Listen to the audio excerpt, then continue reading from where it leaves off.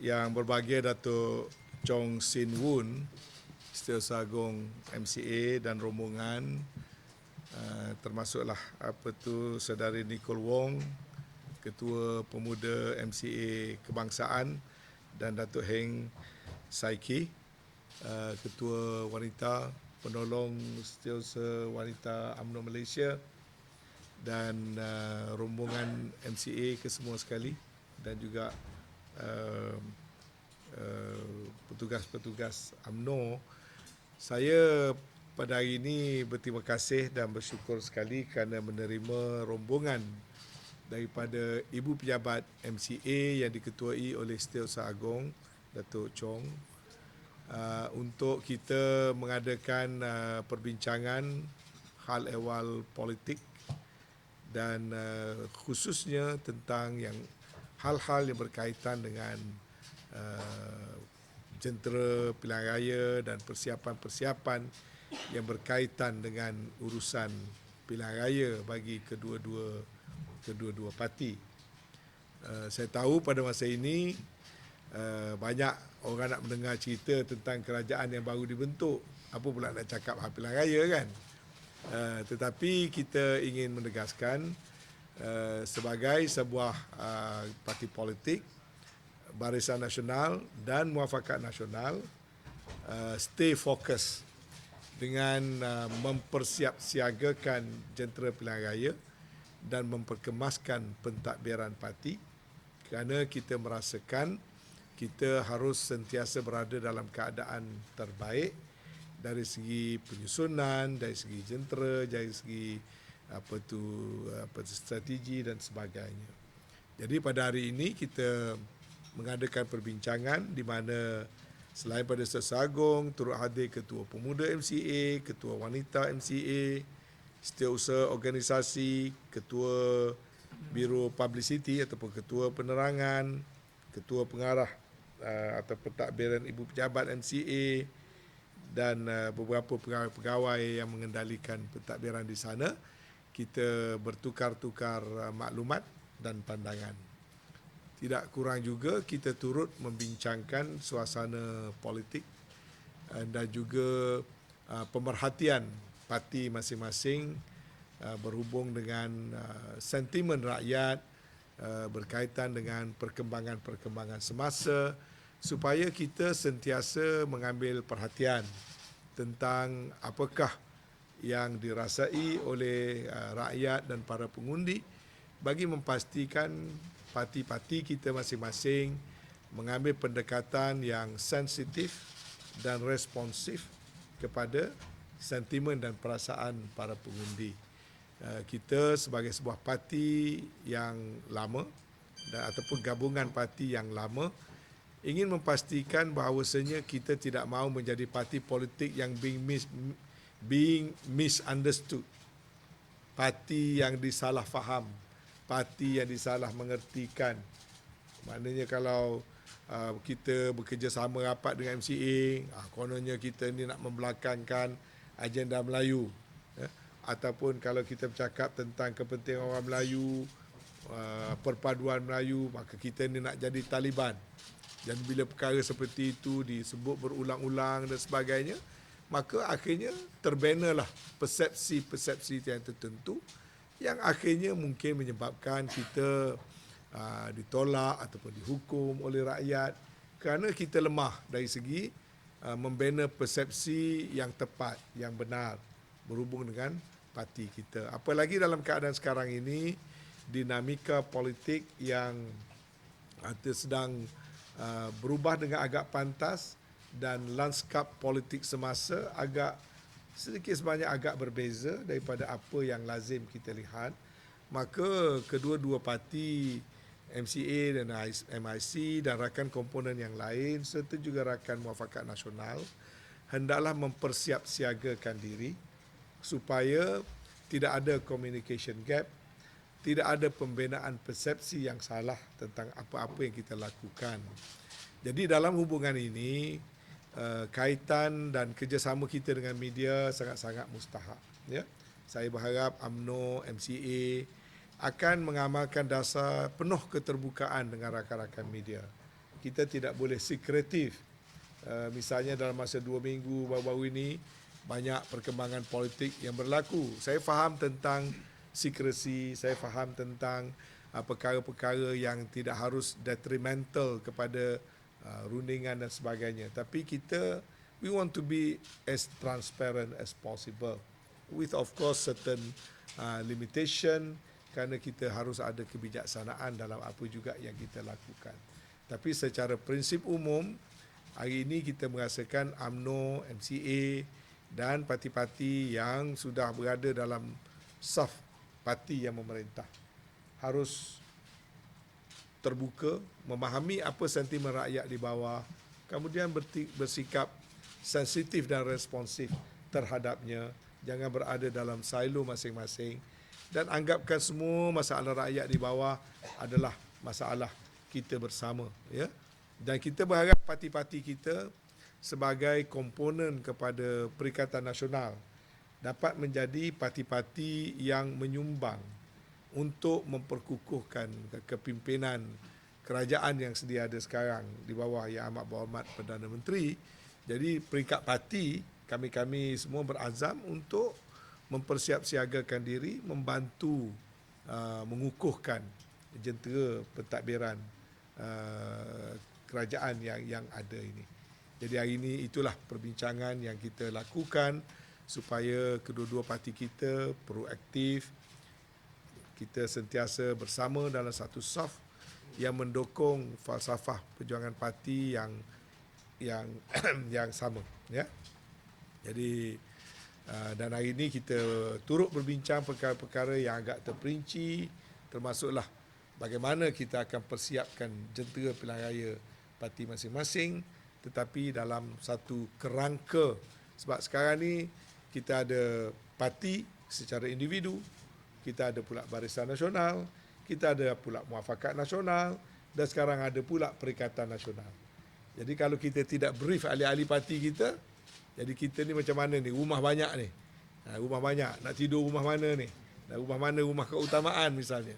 So kita harap kita dapat selaraskan semua perkara-perkara ini dengan sebaik mungkin. Perkara yang sama saya harap dapat dilakukan nantinya dengan MIC dan sudah tentu juga di PWTC ini juga bertempatnya Sekretariat Muafakat Nasional di mana UMNO dan PAS mengatur gerak kerja kita.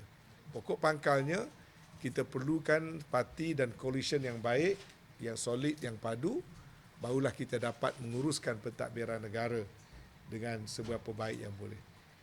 Kita harap kita dapat belajar daripada kejatuhan Pakatan Harapan, walaupun orang kata macam-macam, tapi sebenarnya kejatuhan Pakatan Harapan adalah kerana kolapsnya kerjasama di antara mereka sesama mereka. Jadi dengan mengambil iktibar situasi itu, BN dan MN berazam untuk terus memperkasakan konsep coalition kita supaya kita boleh perform, kita boleh deliver dan kita boleh benar-benar beri khidmat kepada rakyat dengan sebaik yang boleh. Okey?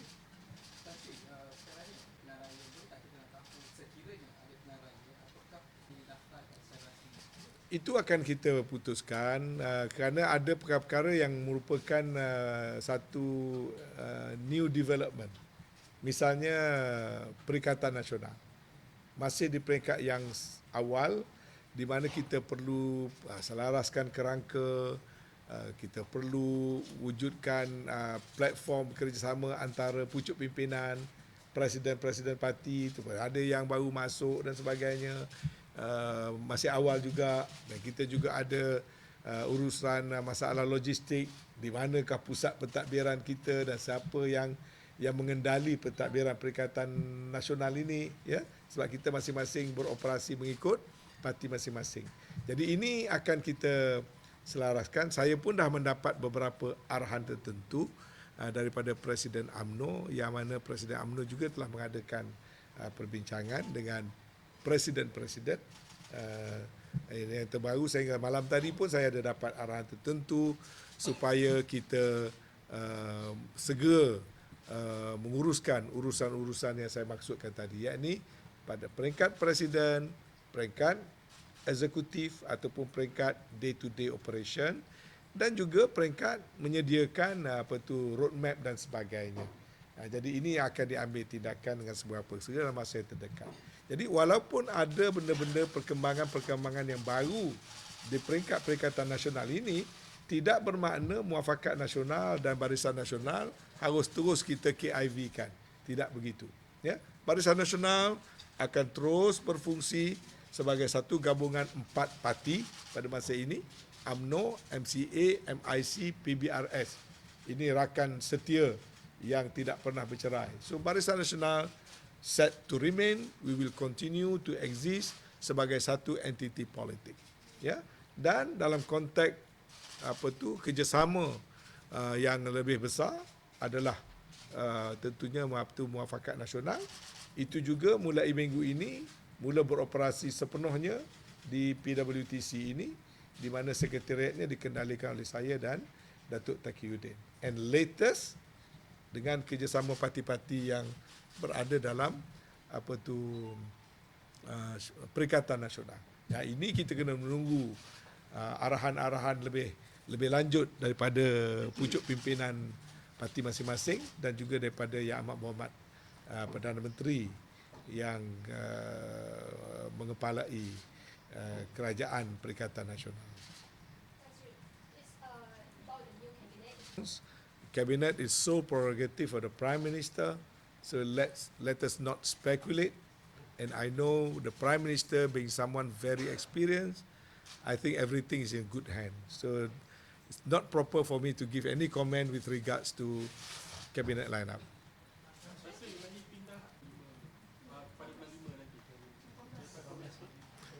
Ya, Parlimen tarikh baru sebenarnya difahamkan kepada saya akan bersidang pada 18 Mei yang akan datang. Kita harus faham satu perkara, sewaktu Kerajaan Pakatan Harapan mula-mula membentuk kerajaan, mereka juga terpaksa menunggu lebih daripada 2 bulan sebelum Parlimen dapat bersidang. Mengapa terjadi begitu? Keadaannya begini, ya. Notis yang telah kita terima, kami ahli-ahli Parlimen terima sebelum daripada ini di bawah Kerajaan Pakatan Harapan, dan kita kena faham tiap-tiap sidang Parlimen itu ada bisnes ataupun urusan Parlimen yang tertentu, ya. Antaranya pemilihan speaker kalau pertukaran kerajaan. Yang kedua adalah soalan-soalan lisan dan bertulis yang mesti dihantar mengikut tempoh-tempoh notis yang tertentu kepada kerajaan. Yang ketiga, kepada Parlimen maksud saya. Yang ketiga, Parlimen perlu menghantar soalan-soalan itu untuk dijawab oleh kementerian-kementerian yang berbangkit. Ya. Jadi adalah mustahil apabila Kerajaan Perikatan Nasional ini baru diwujudkan, nak terus bersidang 9 hari bulan. Ataupun nak bersidang pada bulan April. Saya dah hitung dia mustahil. Ya. Kenapa saya kata mustahil? Yang pertama sekali, sudah tentu kerajaan yang baru mahu mengemukakan notis untuk membuat pelantikan speaker yang baru. Maka saya meramalkan, saya menjangkakan satu daripada agenda yang tak ada dalam notis sekarang adalah mungkin pemilihan speaker Dewan. Satu. Dan pelantikan speaker Dewan itu ada proses-proses tertentu. Notisnya berapa lama, parti-parti komponennya kena berunding, nak hantar calon siapa, bukan semua orang boleh hantar calon dan sebagainya. That needs a little bit of time. Second, dulu saya pembangkang. Saya menghantar soalan untuk dijawab oleh kerajaan. Sekarang saya duduk di sebelah kerajaan.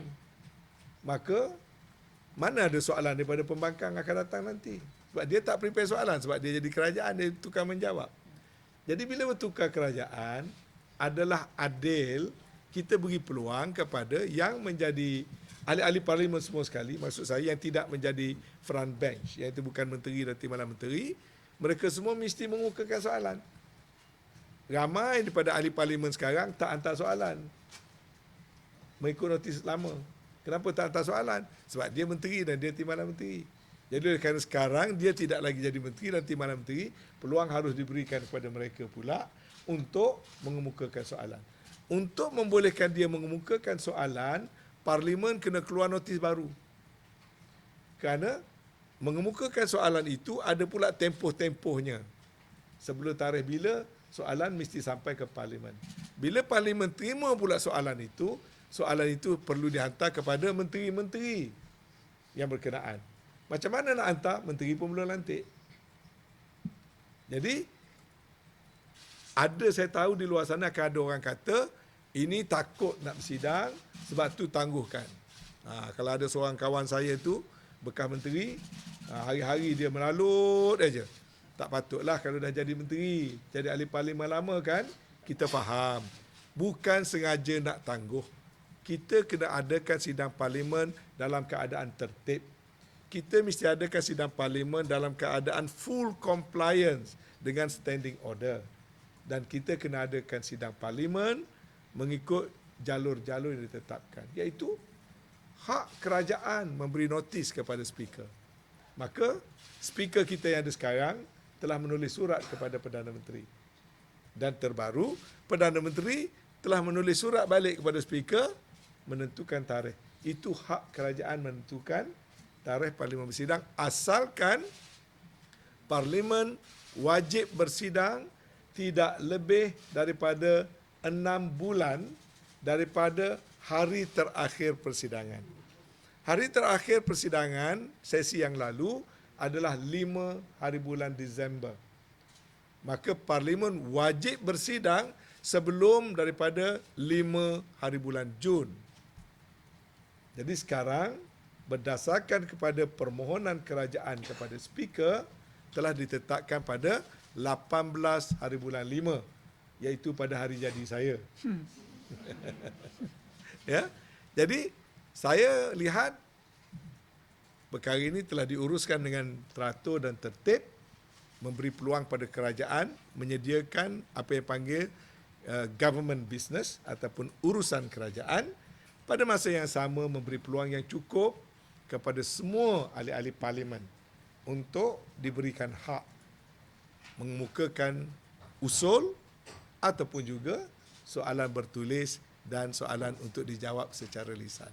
Jadi saya harap tidak ada isu yang cuba di-spin tentang penetapan tarikh baru sidang parlimen.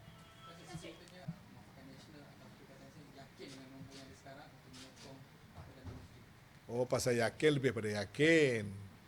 Kalau kerajaan sudah telah terbentuk, tentulah kerajaan itu adalah sebuah kerajaan yang sudah mendapat sokongan yang kuat. Saya fikir kalau kita pun ada pihak yang nak membawa usul undi tak percaya itu, kita hanya merugikan masa Dewan Rakyat. Saya fikir sekarang ini pendapat peribadi ya. Pendapat saya sebagai ahli parlimen lah. Putra saya pun pakai baju parlimen hari ini.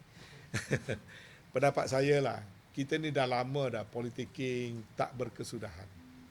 Dan saya fikir rakyat pun sikit sebanyak mungkin akan jemu juga dengan gelagat kita wakil-wakil rakyat ni. Kalau tak sudah-sudah duduk menimbulkan suasana yang mana kita tertinggal tugas sebenar kita sebagai ahli-ahli parlimen, di mana rakyat sedang menghadapi banyak masalah dan banyak expectation, ya, dari segi ekonomi, keselamatan, kesihatan dan sebagainya. Saya fikir adalah lebih baik kalau ahli-ahli parlimen semua sekali from both political divide to start focusing on people's agenda rather than personal or any specific political party's agenda. Let us accept that this is the responsibility of all elected representatives. People expect us to work and to work for them, bukan berpolitiking sepanjang masa. Jadi walau bagaimanapun adalah hak kepada sesiapa saja untuk membawa apa-apa juga usul, termasuk usul undi tidak percaya tadi, ya. Yang saya doakan perkara itu tidak berlaku. Dato' Sri Zahid said he will put himself innocent in the court. So what if the UMNO president isn't appointed into the cabinet?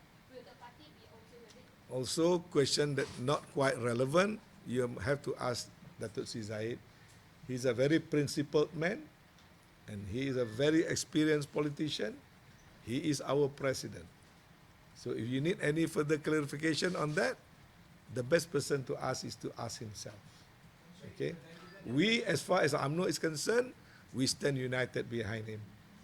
We love our president, and we will stay united and give our fullest support to our president all the time. Yeah.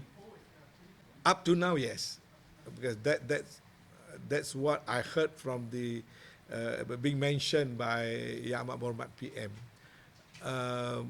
There is no official meeting that make that decision because we are still considered very loose coalition. Ini yang lahir pun kita tak rancang, kita pun tak sangka. Ya. Jadi pasal nama tu tak ada masalah. We can always sort it out later on. Kita ni tak ada nama, tak ada logo, tak ada manifesto, tak ada structure. Kita ni beranak dulu baru kita fikir nak buat nama apa. Sekarang dah beranak dah pun kan. So don't worry, itu semua administratif. Saya rasa itu kita peringkat pegawai parti boleh mengaturkan supaya pucuk pimpinan kita dapat mengadakan something like a formal meeting very soon. Yeah, a formal meeting, then we can formalize all those things. As I mentioned earlier, I've received certain instruction from the leadership, and I will take it up with my counterpart, other secgen of other political parties. We are very aware. The question of the name, the structure, the secretariat, and so on and so forth. That will be taken care of very soon, insyaAllah. Setakat ini kita supposed to be every week. Kita dah mula ada perjumpaan among the sekjen tiap-tiap minggu. The next meeting will be hosted by Datuk Chong dan dia berjanji nak belanja char kway teow. Of course, when we meet, we don't have to make any publicity. But I can say that as far as a certain common understanding between us, the sekjen must meet more often. And for now, we hope to meet almost every week. We have to work hard. We have to work very hard to stabilize the coalition, to make sure we are on the right direction, and to make sure our party under the leadership of Prime Minister can deliver. We do not want to repeat the same mistake of Pakatan Harapan. We have to work very hard. Ada tawaran daripada ahli parlimen sikit wang ni kerajaan baru, tetapi dengan syarat ni, adakah tawaran itu wujud? Bila tu? Saya tak boleh cakap on speculation, saya tak boleh cakap on rumours. Kalau ada fact boleh saya cakap, but not within my knowledge. So that's one more question. The Prime Minister promised that he will appoint a clean cabinet, but a lot of articles claim that UMNO or BN have very limited candidate can offer to the PM. Can you comment about this? I think Prime Minister have a pool of talents within our coalition parties as well as outside. As you know, under our constitution, the Prime Minister can choose anyone to be in the cabinet, provided he is a member of Dewan Rakyat or a member of Dewan Negara. If he is not, and Prime Minister have 222 names, including himself, to be nominated or to be appointed into his cabinet. On top of that, he has almost more than 50 ahli Dewan Negara, and I think there are still about 14 more vacancies in the Dewan Negara, so Prime Minister can choose anyone. Because some of the leaders were still involved in some court case. That one I'm not going to reply because I'm not the Prime Minister yet.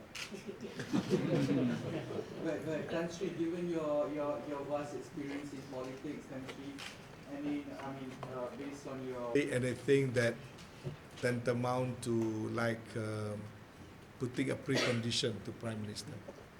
I think Prime Minister must be given a total and absolute freedom to make to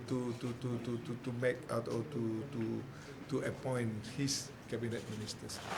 I'm sure Prime Minister knew very well he do not want the failure of Pakatan Harapan and the impact of that failure create more suffering for the people. I'm sure the Prime Minister is very determined to perform, to continue with reform, to continue with improving our economy, to continue with our ability to create jobs and to make people happy, and also to combat problems related to health, related to cost of living. I think his hand is full.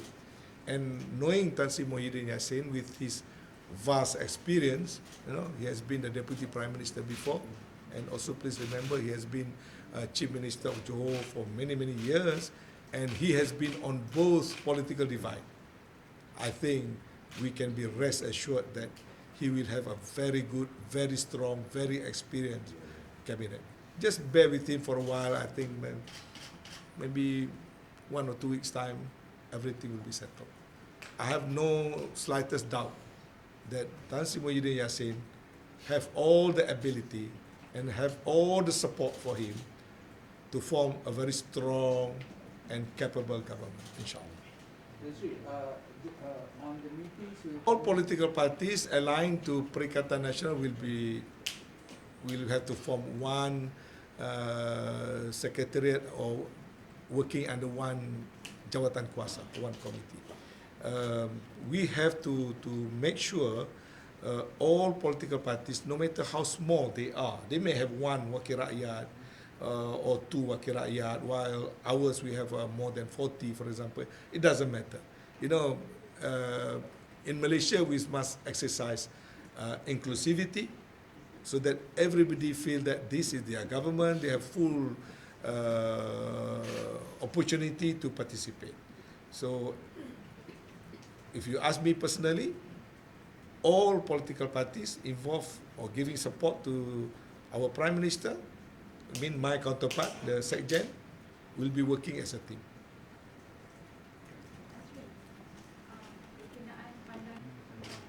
Macam saya kata tadi, saya tak boleh komen. Ya, kalau yang PAS, tanya Presiden Sagung PAS. Okay. Kalau kita semua nak mengomen, macam kita buat Superman, mengomen aja semua. Jadi jangan lupa, kadang you orang tanya, saya ingat saya PM lah dah, kacau nanti. Saya adalah Sagung yang mengambil titah perintah daripada Presiden dan Majlis Tertinggi saya. Saya tak boleh nak komen lebih-lebih. Ya, cuma boleh bagi nasihat-nasihat gitu. Ya. Yes. The answer is yes. Cuma saya dimaklumkan Bersatu mungkin perlu masa sehari 2 untuk menetapkan siapa sekjen dia, kerana difahamkan ada timbul sikit question mark tentang kedudukan sekjen mereka, tapi itu purely their internal party matters, ya. And we hope Bersatu will quickly settle, kerana sekjen itu sangat-sangat penting, ya.